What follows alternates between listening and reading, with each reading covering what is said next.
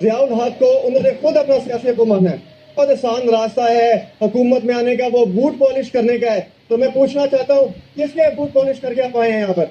47 वाले हैं और उनको लाने वाले हैं, उन पर अल्लाह का अज़ाब आएगा इंशाल्लाह। ये है जी तहरीक इंसाफ। सुनिए और फिर इस पे फॉर्म 45 वाले जो यहाँ पर बैठे हैं उन्हें मुबारकबाद पेश करता हूँ कि आप जीत कर आए हैं, और जो फॉर्म 47 वाले हैं और उनको लाने वाले हैं उन पर अल्लाह का अज़ाब आएगा इंशाल्लाह। जनाब स्पीकर, मैं बजट पे स्पीच देने आया हूँ, लेकिन उससे बजट पे ही रहे, बजट पे रहे। कल हिना परवेज भट्ट साहिबा ने स्पीच में कहा है कि हमारी जो चीफ मिनिस्टर साहिबा है उन्होंने बहुत बड़े दिल का मुजाहरा किया, ओपोजिशन लीडर के पास आई और उन्होंने कहा है कि ओपोजिशन के लिए भी हमारे दरवाजे खुले हैं, आप प्लीज अपने एमपीएस को मिलें, यही बहुत है। आप तो अपने एमपीएस को टाइम नहीं देते। जो उजमा कारदाद के साथ हुआ है वो पूरे पाकिस्तान ने देखा है। इंशाअल्लाह ताला बाकी 6 जो यहाँ पर पीटीआई के साथ मुनाफरत करके गए हैं उनके साथ भी यही होगा इंशाअल्लाह। और जनाब स्पीकर, कल समीउल्लाह चौधरी साहब इंतहाई नफीस इंसान है, लेकिन उनकी स्पीच सुन के मैं हैरान हो गया हूँ कि उन्होंने कहा है समीउल्लाह खान साहब उन्होंने कहा है कि इनके सियासी अब्बू फलाने हैं और ये है और वो है। तो सर आप अगर मियां नवाज शरीफ की स्पीच उठाकर सुन लें, जियाउल हक को उन्होंने खुद अपना सियासी अब्बू माना है। और सर हमारी वजीर आला की आज भी यूट्यूब पे स्पीच पड़ी है जिसमें वो कह रही है कि बहुत आसान रास्ता है हुकूमत में आने का, वो बूट पॉलिश करने का है। तो मैं पूछना चाहता हूँ किसने बूट पॉलिश करके आप आए हैं यहाँ पर? और सर ये अभी एक भाई ने ये पीछे बैठे स्पीच की है, नो क्रॉस टॉक जी। सर ये भाई पीछे बैठे उन्होंने स्पीच की है कि हमने बड़ी जेलें काटी, रखे ना सेकंड, उन्होंने कहा हमने बड़ी जेलें काटी, बड़े मसले मसाइल हमारे पे हो, बहुत जुल्म हुआ जनाब। एहसन रजा से सर पहली फ्लाइट, प्लीज खामोशी इख्तियार करें ना, खामोशी इख्तियार करें आप। सर अल्हम्दुलिल्लाह यहाँ पर जो 106 आए हुए ना, ये 106 नहीं है, ये 206 थे, हमें इन्होंने 106 पे किया है। और हमारे पे जो टाइम आया है सर, अल्लाह का नाम मेरे ऊपर लिखा हुआ है, इन पे अगर आया ना, ये एक दिन में आप सफाया देखेंगे। यहाँ पर एक बहुत जरूरी बात यहाँ पर मैं करना चाहता हूँ। कुछ दिन पहले मैं देख रहा था कि हमारे चीफ जस्टिस साहब ने, उनकी आप ऑनलाइन देख सकते हैं यूट्यूब पे और फेसबुक पे, अभी भी पड़ी होगी, 3400 केनाल सर, डीएचए की 3400 केनाल पर 1 रुपया भी टैक्स नहीं दिया गया। और जो उनके वकील साहब थे वो सर कोई सरकारी ऑडिट ही नहीं उसका, वो कह रहे थे कि इसका हम इंटरनल ऑडिट करते हैं। सर ये मुझे बताइए कौन से मुल्क में ऐसा होता है कि एक मुल्क है, हम यहाँ पर एक रेडी वाला, रक्शे वाला, यहाँ तक एक खोखे वाला भी टैक्स दे रहा है, लेकिन यहाँ पर टैक्स नहीं दिया जा रहा। इस तरह हमारा मुल्क तरक्की नहीं करेगा।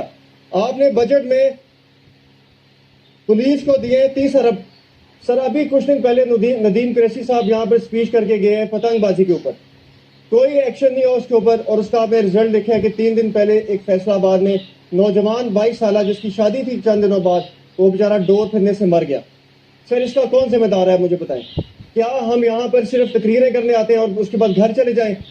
सर पुलिस को आप प्लीज काइंडली इनकी बेशक सैलरीज बढ़ाएं, हम पुलिस के खिलाफ नहीं है, इनकी 50-60 हज़ार में ऐसे तो कुछ भी नहीं कर सकता। जब इनकी सैलरीज कम है ऑब्वियसली सर ये करप्शन करेंगे, और जब ये करप्शन करते हैं एक भी पर्चा हम सर आज आप बता दें, ये भी बैठे हैं, एक भी पर्चा आप बगैर पैसे के नहीं करवा सकते। जब ये करप्शन करेंगे फिर ईमानदारी से काम नहीं हो सकता। इसलिए सर मैं चाहता हूँ इनकी सैलरीज बढ़ाएं, और फिर भी अगर ये करप्शन करें पुलिस वाले, इनको फिर आप सजा दें, फांसियां दें इनको।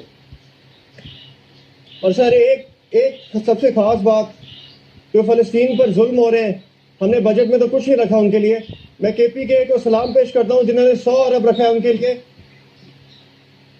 और सर ये प्लीज मेरी बात सुनिए, वाली गौर से सुने, जब आप सुनेंगे सर फिर मैं बात करूंगा। नहीं सर ये जरूरी बात है प्लीज। सर जितने हमारे इसराइली प्रोडक्ट्स हैं पाकिस्तान में, काइंडली उनको हम बॉयकॉट करें। अगर हम जंग तो हमने ना लगानी है ना हम लगा सकते हैं, लेकिन सर आपको पता है कि हर इंसान जो सच्चा मुसलमान पाकिस्तानी है, सर ज्यादातर लोगों ने पेप्सी, कोक, मैकडोनल्ड, जितने भी इनके प्रोडक्ट्स हैं इनको बॉयकॉट किया। प्लीज इनको सर सरकारी सतह पे बॉयकॉट किया जाए।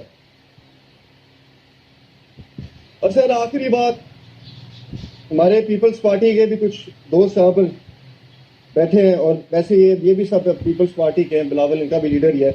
तो सर इनके लिए एक छोटा सा शेर है, क्योंकि इन्होंने हमें रोटी कपड़ा और मकान 70 साल से देना था, आज तक तो दे नहीं सके।